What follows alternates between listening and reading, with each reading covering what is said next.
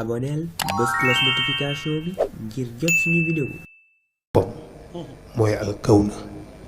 moom ci boppam mooy l'univers moom mooy l'université parce que loolu wax nañ ko xatul kawn ñu zaati tal atuha hal bariyatu fi zalma'i Allah parce que baatu yi ngi koy wax sànq ci Taysir law lam yalux fii fadaa'il kawni law lam yalux fii fadaa'il kawni bu dul woon ak cabax bi ñi cabax ci biir kawnu bi ci biir l'atome bi nga xam ni moo créé inflation bi nga xam ni moo créé l'univers parce que dafa am benn particule waxoon naa ko dafa am benn particule bu ñu ci dugal après parce que atome boobu existé na dans un espace qu'on ne peut pas parce qu'on ne pouvait pas parler d'espace parce que l'espace n'existait même pas l'espace elle-même n'existait pas encore donc espace boobu nit mënu ko comprendre tey ñun li ñuy tuddee l'espace mooy tout l'univers tout ce que vous voyez ak li nga gisul étendue univers bi des milliards et des milliards d'années-lumière on parle de l'espace mais loolu yëpp dafa contracté woon ci benn point bu ndaw point boobu moom fan la nekkoon moom ci ban espace la nekkoon. est-ce que kon buy wax law lam yalux fi fadaa il kawni talatuha tabxal bariyatu fi dafay théorie Big Bang foofu. mais évidemment c'est bien avant le Big Bang parce que. bien avant le Big Bang. Seydi Hadji Malick nous parle bien avant le Big Bang. c'est-à-dire que l'origine même. de cette particule moom lañ doon expliquer ci innal awalima aliha wa safilaha hashiatun talahat min afdalil nasami et cetera ci boppu xilaas. est-ce qu'il te parlait de lumière bi nga xam ne moo tukkee ci yàlla te lumière boobu nekkagul Muhammad te ruuxu Muhammad la. sallallahu alayhi wa sallam mais amagul garaatu Muhammad. amagul garaatu Ahmad. nekkagul Muhammad nekkagul Ahmad mais ruuxam la. xam nga moo tax boo seetloo ci boppu xilaas da ngay gis muy wax mais doo dégg mu tudd Muhammad doo dégg mu tudd Ahmad te moom lay wax. daf koy junj rek. koy junj parce que existé gul kañ la nekk Muhammad kañ la nekk Ahmad Muhammad yàggul Ahmad moo ko mag. danaa lu turu yonent bi yëpp Ahmad moo ko ci mag. Haadi moo ci mag Ahmad soog a ñëw Muhammad soog a ñëw. lan mooy différence tur yi. Haadi mooy après bi nga xamante ni si ruuxu yonent bi yàlla dugal na ci benn leer. bu ñuy wax bi nga xamante ni si mooy nubuwa. nubuwa du grade comme ni ko nit ñi di foobee diw borom dafa am nubuwa boo laajee nit ñi borom xam-xam yi leen lan mooy nubuwa. mënuñu la ko expliquer. est-ce que dañ naan la rek mooy ku ñu sol mais lan lañ ko sol lan mooy sol ku ñu sol ça ne veut rien dire ku ñu sol. non effectivement ku ñu dugalal beneen application la ci ruuxam bu koy permettre mu mën a savourer délices yi nekk ci bëgg yàlla. dañ ko dugal ci application ruuxam lu koy permettre mu mën a tàqamtiku yàlla bànneexu yàlla. tax mu mën a xam yàlla tax mu mën a bëgg yàlla loolu mooy nubuwa moom lañ dugal ci ruux yonent bi. mooy première étape donc bi koy connecté ak la lumière divine. mooy première étape bi koy njëkk a kenn bi mu nee. bi mu ko soobee moom sa borom. ci amal sumnu ci la génnee ci leeram leeruk Seydina Muhammad xam nga ba utiliser lu baatu terme Seydina Muhammad abaana min nuurihi abaana ci la feeñale min nuurihi ci leeram moom yàlla ñu ne ko lu mu ci feeñal mu ne nuuru nabi leeru nubuwa ñu ne fu mu ko def mu ne al alami mooy ruux yonent bi. est-ce que li ñu wóolu. ñu ne ko loolu kañ la mu ne booba innal awalima naka univers yëpp le multivers. il te parlait de multivers que plusieurs univers parce que univers bi ñuy observable l'univers observable ce que nous voyons les astres les objets les planètes les astéroïdes tout nga xam ni à l'infini nit mënul xam ba tey fan la yem immensité bi mënuñu wax dañuy xool ba gis ni fii la suñuy appareil mën a yem mais xam nañ ne des na quelque chose encore ci gannaaw lu ñu mënul atteindre. effectivement après plusieurs 15 milliards 20 milliards d'années-lumière dañuy gis ni y a toujours des objets célestes des étoiles et des planètes des galaxies loolu yëpp dafay représenter 3% de l'univers. Le reste c'est vide. Univers bi dafa vide, y a rien. Parce que 3% mooy matière visible, c'est-à-dire les astéroïdes, les planètes, tous les gaz lépp boo ko boolee ne représente que 3%. Et vous avez 27% de l'énergie noire et 72% de l'énergie noire et 27% de matière noire. Donc c'est du vide. te yi ngay tudd yëpp univers yi ngay tudd yëpp ak yi ngay tudd yëpp énergie yooyu yëpp mu ngi amee ci leeru yonent bi. loolu yëpp mu ngi jógee ci leeru yonent bi waxaguma la ko parce que di après étendue bi la après inflation bi la après Big Bang bi la ci la soog a réalisé wu mais loolu yëpp dafa condensé wu woon ci benn point bu tuuti da ko yàlla defoon mu lay expliquer Seydi Hadji Malick di lay expliquer li mu déparé ci yàlla parce que fi xam-xam li ñuy wax le mur du temps en tout cas le temps de Planck mooy à partir de cet atome moom lañu l'atome primitif la ñenn dinañ ko tuddee singularité bi li nga xam ne le point zéro parce que une singularité un point zéro en physique on peut pas dire que ça existe ça n'existe pas il y a toujours quelque chose mais amuloo beneen tur boo ko mën a tuddee effectivement donc point zéro boobu densité bi c'est des milliards des trillions de milliards de tonnes mais moo gën a tuuti catu pousa température yi si nekkoon tàngaay bi c'est des milliards et des milliards de degrés Celsius c'est-à-dire 10 puissance 43 degrés Celsius donc c'est des milliards et des milliards de degrés comment est-ce possible benn point bu tuutee noonu mën a am masse boobu ak température yooyu ak fu mu jógee kenn xamu ko parce que yàlla moo ko goqi noonu laa la ko mën a waxee mais particule bu tuuti boobu di flotter di raf-rafi war a nekk univers bi yëpp condensé wu ci benn point bu tuuti dafa commencé woon di refroidir di fay di sedd nar a fay il faudra que ñu alimenter ko parce que booba y avait ce qu'on appelle les bosons de Zose moo nekkoon ci biir atome bu ndaw boobu et que les bosons de Zose bu ñu entrer en collision dañuy annihiler wu parce que amuñu masse. donc avec univers bi commencé di refroidir di seddat ñu xam ne buñ ko bàyyee day sedd ñu ne noo kon foog ñu indi beneen particule buy permettre les bosons de Zose ñu am masse comme ça bu ñu entrer en collision bàyyi un résidu ce qui fera les quarks yàlla ni kon leeru yonent bi demal moo tax Seydi Hadji Malick ni law lam yalox yaa ngi soo comprendre lii bu luloo nag dugal gi ñu dugal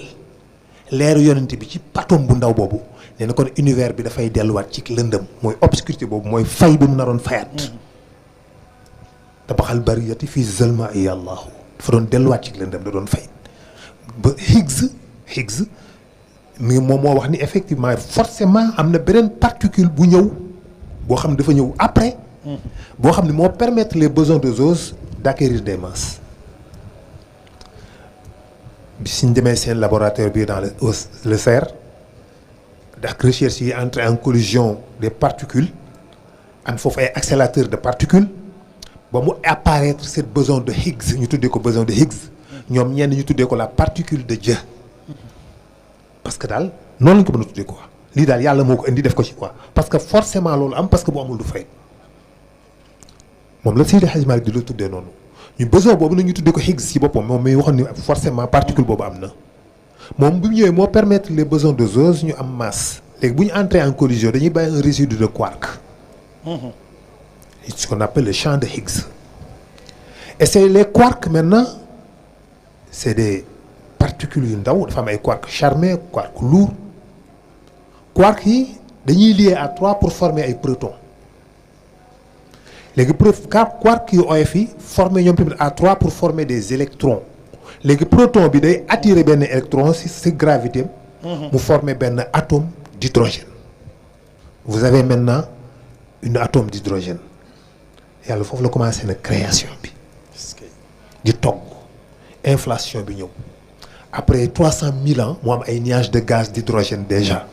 juste après 300 000 ans rek am nañu ay gaz léegi nag gaz yi parle avec la gravité muy condenser les masses de gaz ci benn point ci benn axe mu commencé di dajaloo gravité bi di exercer benn force ci kawam. muy am ay frottement entre les particules di am ay frottement ba si ak ñu entrer en collision créer benn fusion thermonucléaire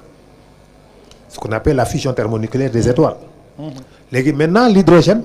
dafay commencer di fusionner en 4 pour former l'hélium. C'est pourquoi on parle de l'hélium 4 parce qu'il y a 4 protons sur noyau hélium bi. Puis dérive le carbone, l'azote, l'oxygène, le néon, le soufre, le sodium, le magnésium, le zinc, le fer, le nickel, ainsi de suite, fusion après fusion après fusion ba univers bi créé wu. moo tax Seydi Hadji Malick di lay expliquer nag bien avant tout ça. ni création bi la leer googu ni mu doon ñëwee. mu ne xuyuunul larwaaxi min nuuril hudan bajasat fa innahul jinsu axlaa. gis nga mahdinul sutumi mooy l'horizon supérieur noonu la ko tuddee mahdinul sutumi mooy mbellum cosaan yi nee na lu ruuxu yonent bi la waaye déggoo mu ne Muhammad déggoo mu ne Ahmad parce que yooyu amagul. macha allah j'ai comme l'impression que xilaas les scientifiques dañ ko war a tiim. mais évidemment wa axlama allahu haadina gis nga. mu soog ko tuddee haadi parce que léegi jot na lumière boobu. di nubwa tàqamti ko na mën na xam yàlla moom ruux gi léegi mën na nekk guide moo tax yaa yoon Seydi Hadji Malick soo ko tuddee haadi mais tuddewu ko Muhammad tuddewu ko Ahmad wax la ma allahu xamal na ko moom yàlla ñu ne lu mu ko xamal mu ne kan la ko xamal mu ne haadi naa suñu guide est-ce que nubuwaam ñu ne ko loolu kañ la mu ne booba fekk na wa aadamu bayna nafsi wa nasami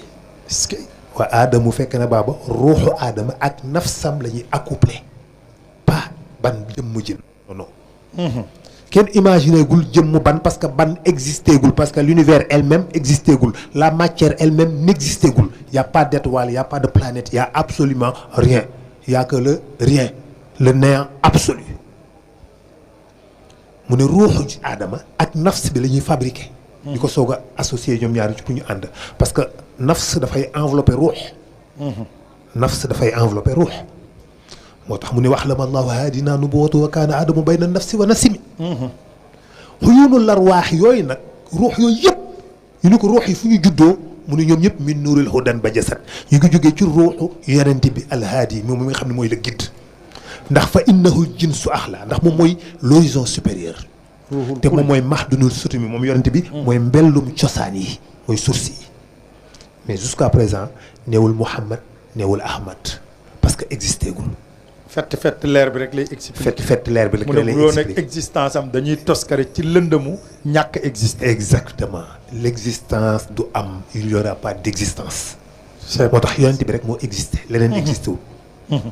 quand on parle de Seydina Mohamed yonent bi li ma bul imaginer Mohamed ibnu Abdallah bi nga comprendre. mais ruux le vivant liy dund li nga xam ni moom la yàlla defar. mu nekk ruux am ay capacité mën a xalaat mën a savourer ay plaisir mën a savourer ay délices mën a mer mën a kontaan mën a triste mën a am naqar ainsi de suite sentiment yu bëri yooyu nga xam nit am na ko la peur la colère tout ça ruux moo ko mën a inventer moo ko mën a xam un robot boo ko créé xamul colère ak contentement doo am yëg-yëg amul benn bànneex xamul plaisir xamul naqar xamul triste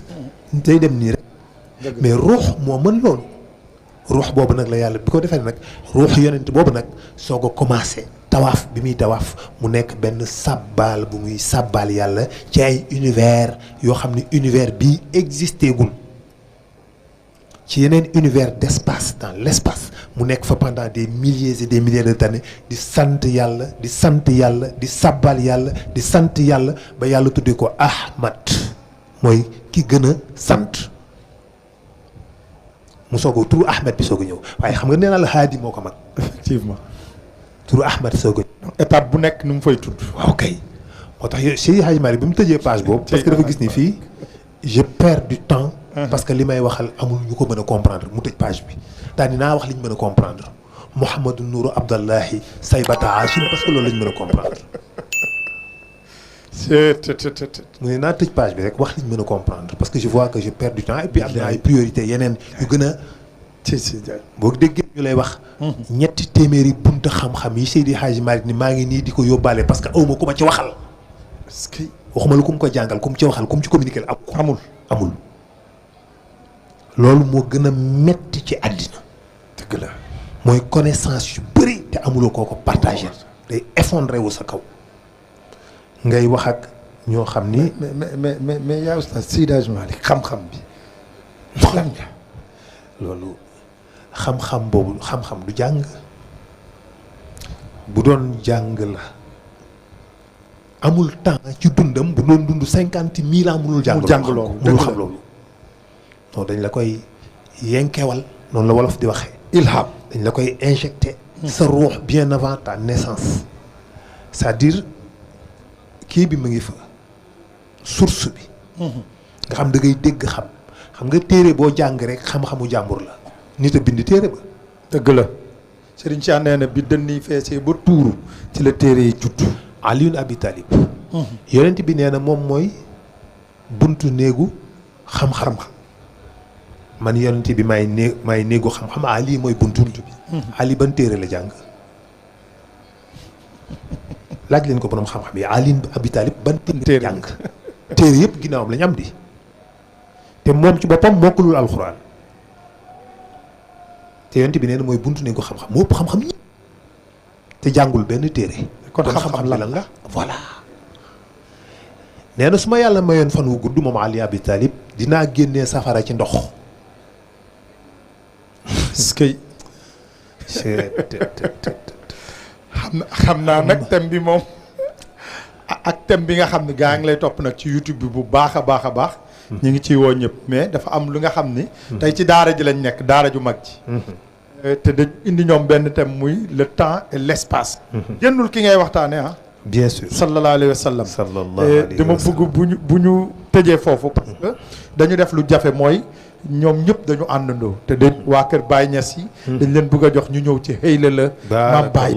buñ ci ñëwee ba pare waa kër Cheikh Omar ñëw ci mais loolu yëpp dafay dugalanteeg waxtaan parce que waxtaan bi. y aura des questions et des réponses parce que tey ñu ngi ci daara ji. et le professeur est là ci biir campus bi. waaw boo ñëwee université nag naan ma ay questions.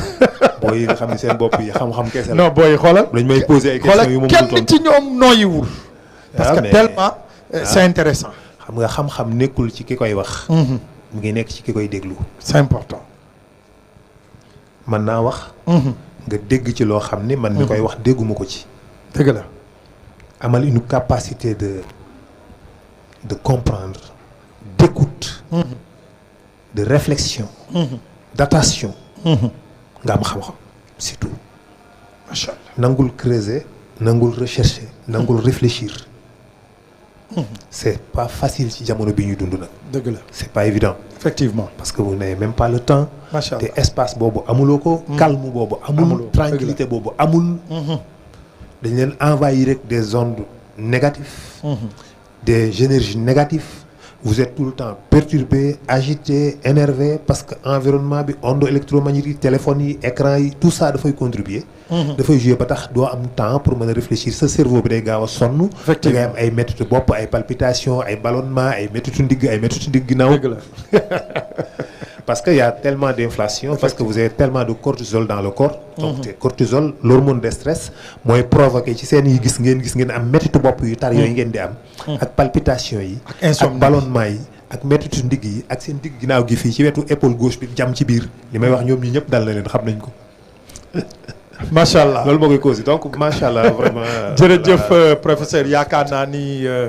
am na solo kon nag dañuy jox rek waa kër maam Baye Niass yi ànd ak waa kër maam Khalifa Niass yi ñu ñëw ci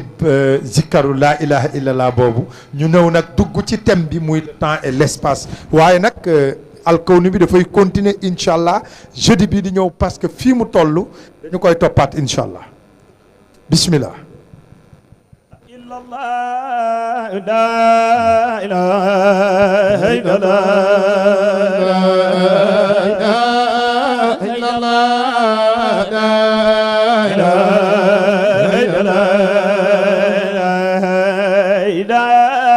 إلا الله لا إله إلا الله لا إله إلا الله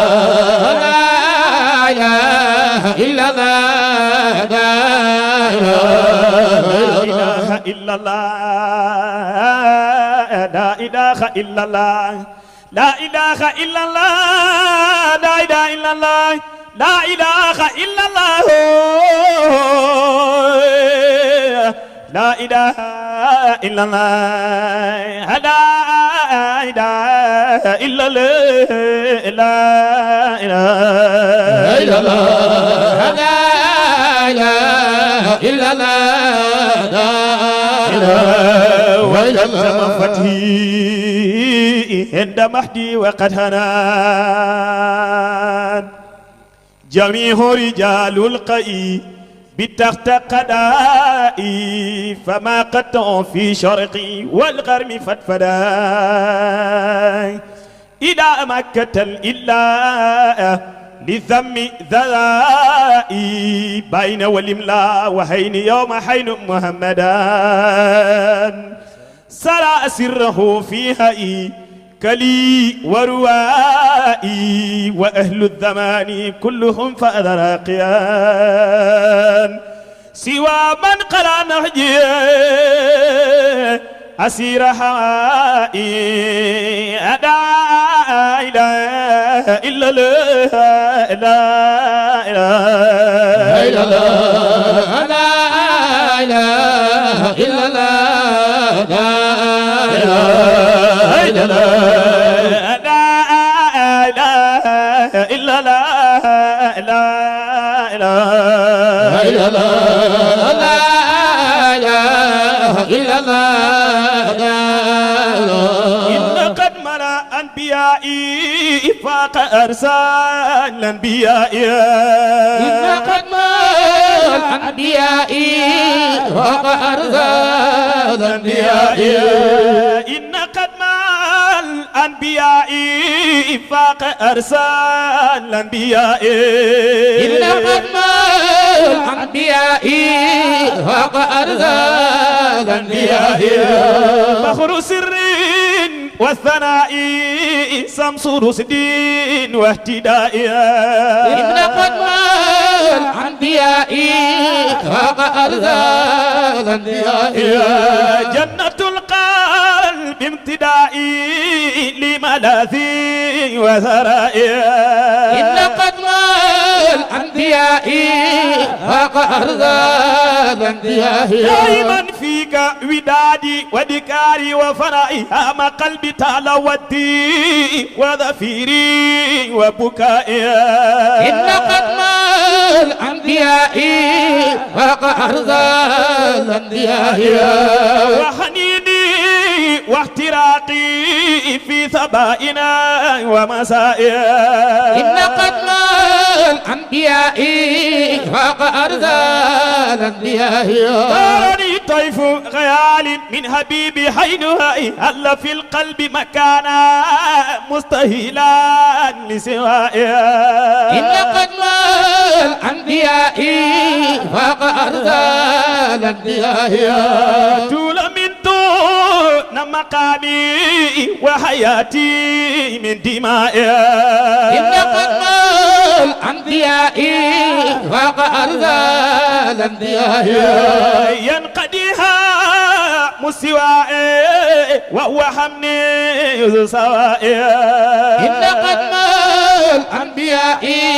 فاق أرسال الأنبياء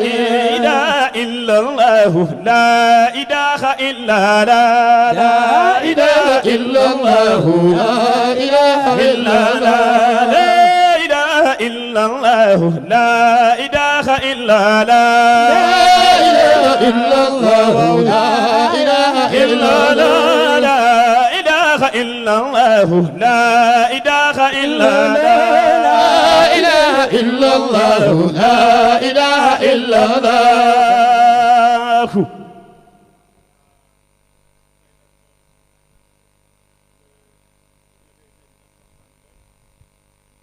ci li nga xamante ni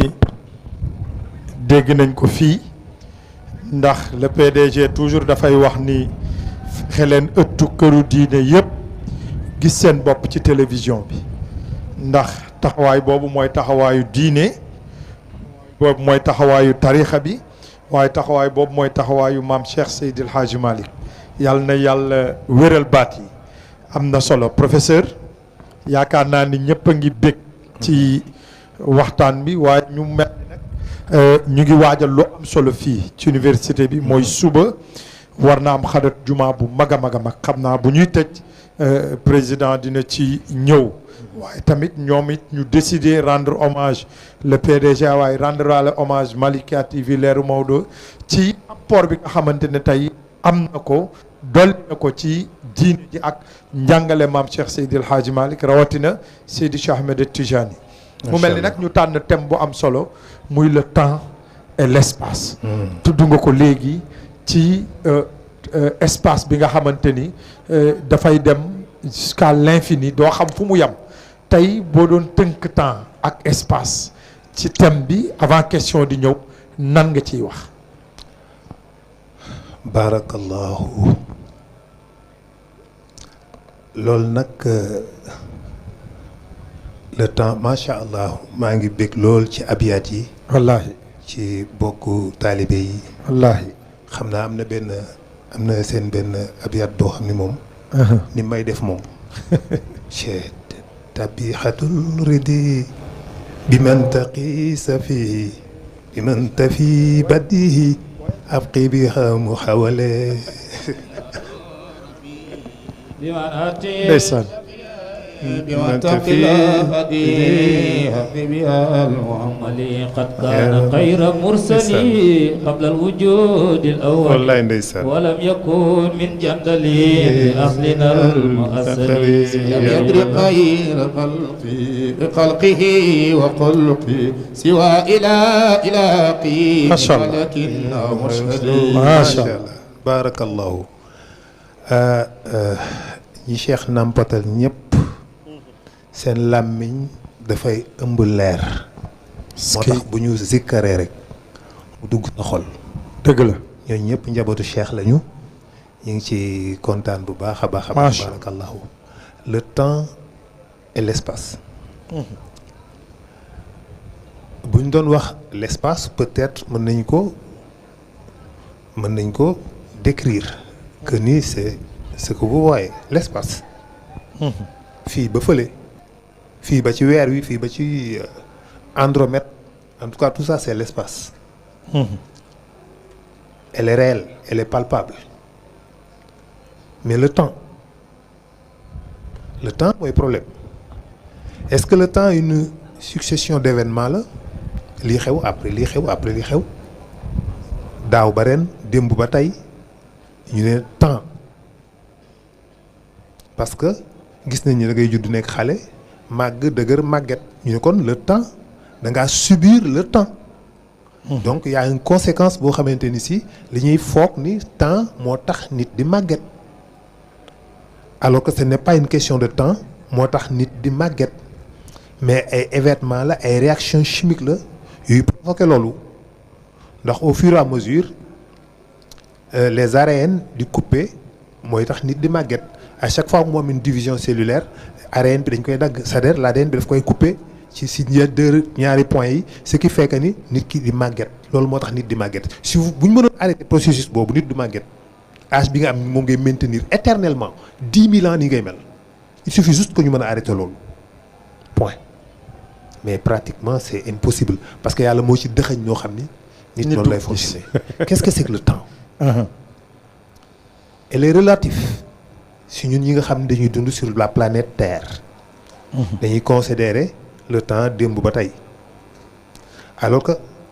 pour yéen ñi nekk sur la planète Terre boo demee sur Mercure journée bi mi ngi tolloog 58 jours sun mooy benn journée sur Mercure boo demee sur Vénus benn journée sur Vénus mi ngi tolloog 224 jours sur la planète Terre boo demee sur Mars benn journée mi ngi nekk 23 heures au lieu de 24 heures par rapport avec la Terre mais boo demee sur Jupiter vous avez 58 minutes moins de 10 minutes journée bi noonu la gaawee comme 10 minutes astafurlah excuse-moi 10 heures de temps 10 heures de temps mu def benn tour ñëwaat parce que à cause de sa vitesse de rotation donc ça dépend ñun li ñuy tuddee journée mooy temps de rotation bi suuf si di tourner sur elle-même une vitesse de 16 000 kilomètres/s bu tourner ba def benn rotation ba dellu si waat nga daal di tuddee loolu benn journée daal ni le temps s'écoule mais est-ce que réellement le temps s'écoule? C'est ça le problème. On te dit que l'écoulement du temps est une illusion boo xam ne nous sommes tous convaincus que ni y a un temps qui s'écoule mais il n'y a pas de temps le temps est figé amul passé amul présent amul futur tout est déjà là le passé est là l'instant présent est là le futur est aussi mi ngi sa kanam c'est pourquoi Einstein ni la il y a un flux de présent mooy yow ngay déplacer wu dans l'espace et dans le temps bu fekkoon nit ki dafa jël benn train yéeg ci train bi départ Dakar day nekk Dakar day gis Dakar di gis Dakar di gis kër yi ba génn ko dugg Rufisque ba génn Rufisque dem Thiès ba romb Thiès ainsi de suite. nit ki dundam en réalité noonu la mel. ce n'est pas que temps bi mooy écoulé wu moom mooy défilé wu moom mooy déplacé wu dans l'espace et dans le temps. ce n'est pas que temps bi mooy écoulé wu mais yow sa bopp yaay dox c'est pourquoi il parle de flux de présent da ngay nekk présent fii nekk présent fii nekk présent fii y a que des présents des présents des présents des moments où tu es là après nga ñëw fii après nga ñëw fii une succession d'événements mais ce n'est pas un écoulement que le temps s'écoule c'est une illusion. Le temps dafa am benn nekkul lu réel lu ñu mën a tenir parce que en fonction de qui de où fan nga nekk ban position ban planète. Le fait que bu nit ki di déplacer wu vitesse lumière le temps dootul amati dootul agir ci moom. Par exemple le paradoxe des jumeaux daf koy expliquer. boo jëloon ñaari jumeaux yoo xamante ni si ñoo tolloo juddoondoo am ñaar 20 ans nga jël kenn ku dugal ko ci benn navette spatiale mu déplacé wu vitesse presque 300 000 kilomètres secondes à peu près mu def 2 ans moom ci biir navette bi di voyage yi defaat 2 ans dellu si muy 4 ans ci moom bu ñëwee day fekk jumeau bi am 40 ans moom mu am 22 ans. da koy fekk mu màgget am 40 ans moom mu am 22 ans parce que moom instant bi muy déplacé à cette vitesse temps bi amatul ci moom benn emprise amatul ci moom impact. moo tax moom 2 ans lay durer ci moom mais fii duré na fi 40 ans mais ci moom li mu contré 2 ans la parce que le temps day commencer di écouler wu day dilaté wu c'est pourquoi on vous parle de dilatement de l'espace et du temps le temps se dilate l'espace se dilate booy déplacé wu à une vitesse de 300 000 km/s le temps se dilate. Espace bi limite parce que l'espace se contracte et dafay contracter wu di def ay dilatation dafay def ay vagues c'est ce qui crée même d'ailleurs les ondes gravitationnelles parce que la gravité dafay provoquer ay ondes yoo xam ni c'est l'ondulation de l'espace dafa mel ni benn tissu bu vaste nga teg ci les planètes le soleil la terre la lune ñuy flotter ci kaw benn darab bu ñu tàllal par exemple bu ñu jëloon benn darab ñu tàllal ko bu ngand ñëpp ñi téye fii nga jël benn bal sànni ko ci digg bi foofu day courber day wàcc day diis ndax diisaay bi c'est ce qu'on appelle la courbure de l'espace donc boo tegee fii boo sànnee beneen boule boobu forcément day dem ci creux boobu bi ballon boobu créé moo tax la planète reste autour du soleil ce n'est pas parce que l'attraction du soleil mooy fixer moo maintenir la terre autour du soleil mais la courbure de l'espace bi nga xam ne lourdeur masse soleil bi provoqué na ko léegi nag ni muy déplacé woo dafay provoquer ay ondes c'est pourquoi Einstein prévoit que ni mën nañu peut-être même déplacer wu à des vitesses supraluminiques des vitesses supérieures à la lumière parce que li ñu xam dañuy vitesse lumière dara mënu ko dépasser nit xamul vitesse bu supérieure la vitesse lumière 300 000 km/s c'est incroyable c'est inimaginable luy déplacer wu 300 000 km/s loolu nit xamul vitesse bu toll noonu mais daf ni bu ñu utiliser la contraction de l'espace la dilatation de l'espace mën nañu créer ay vitesses yoo xam ne dafay supérieure la vitesse lumière c'est ce qu'on appelle les vitesses supraluminiques bu boobaa il faut que ñu am ay énergie yu incroyable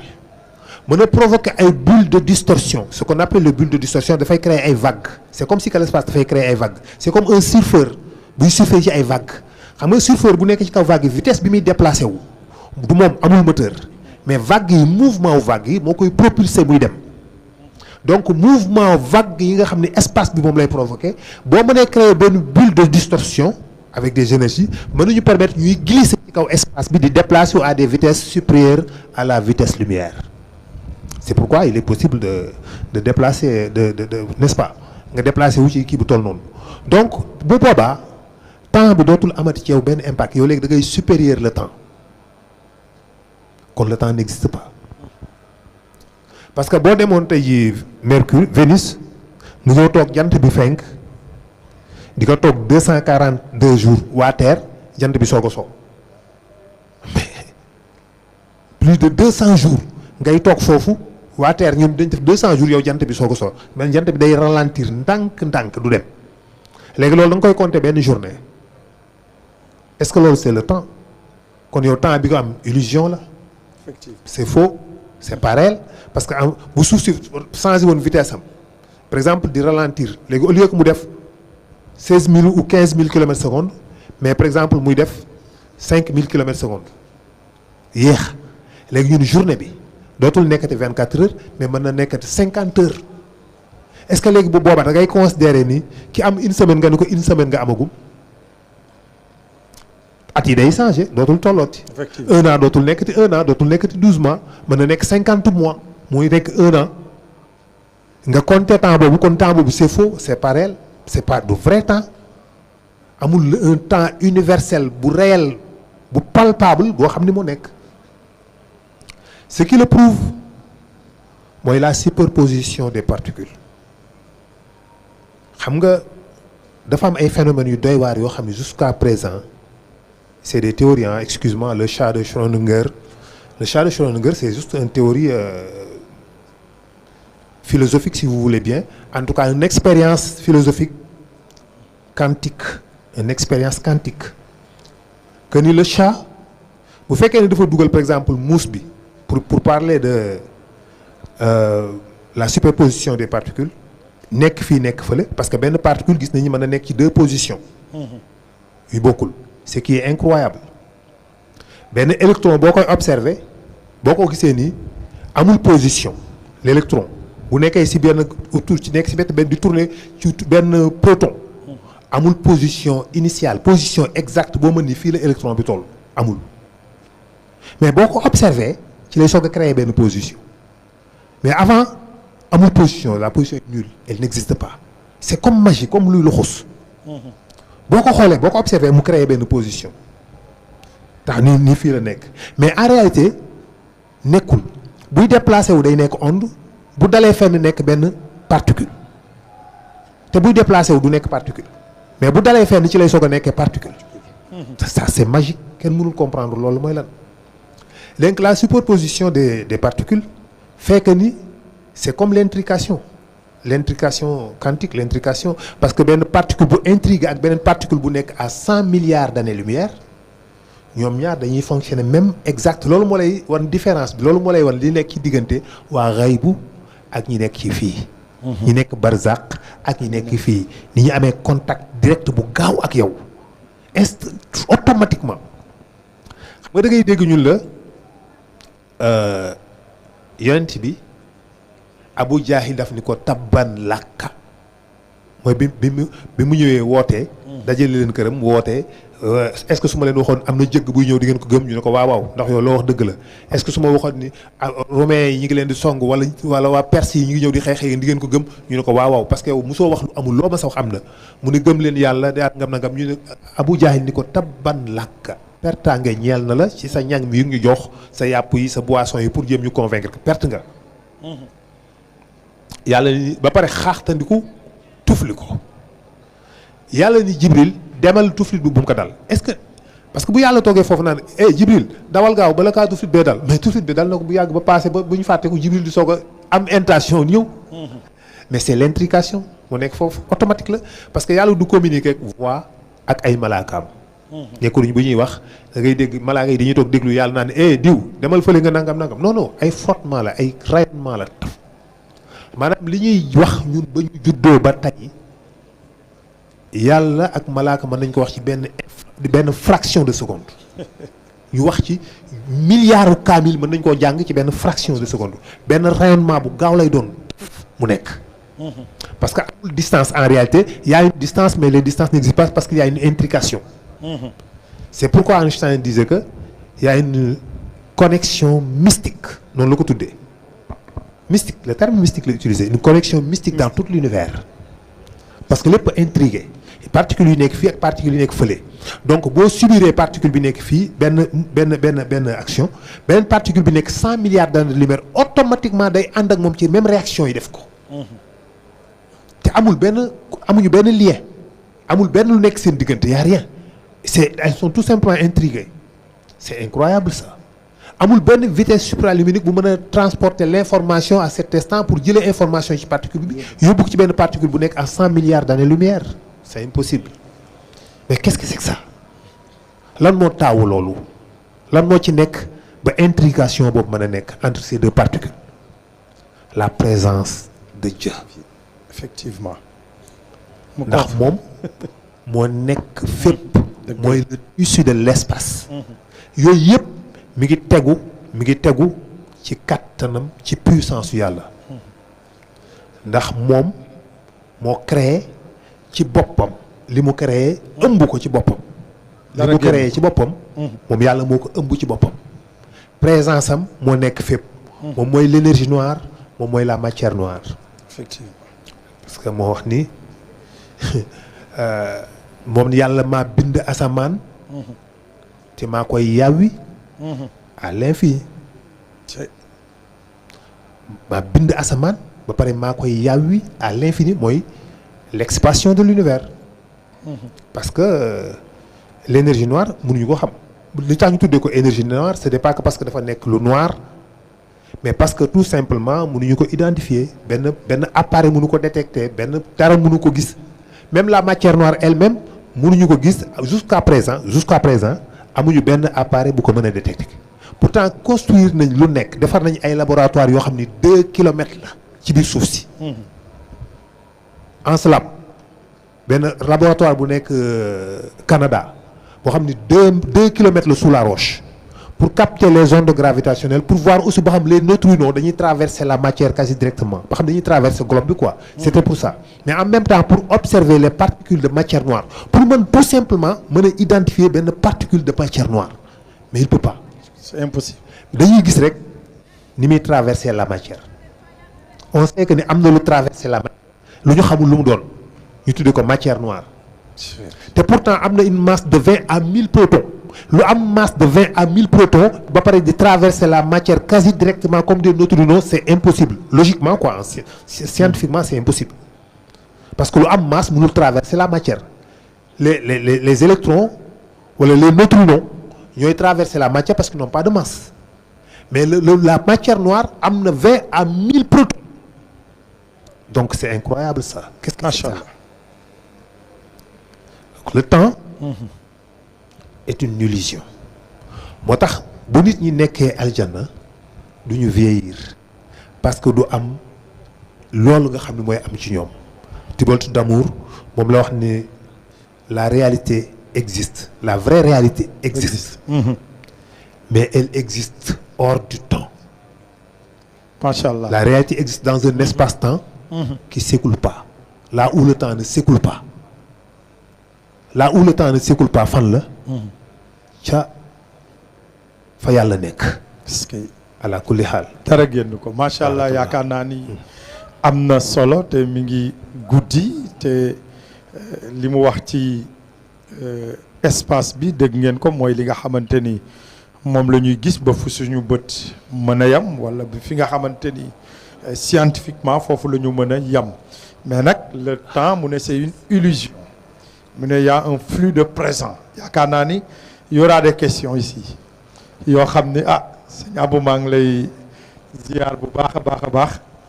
Diallo di kontaan ci sa teewaay teelu ma la gis moom dafay topp émission yi dafay encourager ñi nga xam ne ñoo nekk ci Malikia TV leeru Maodo muy Abou Diallo yaakaar naa ni te may dugal nag sama gars yi waa kër maam Cheikh Seydi Hadji Malick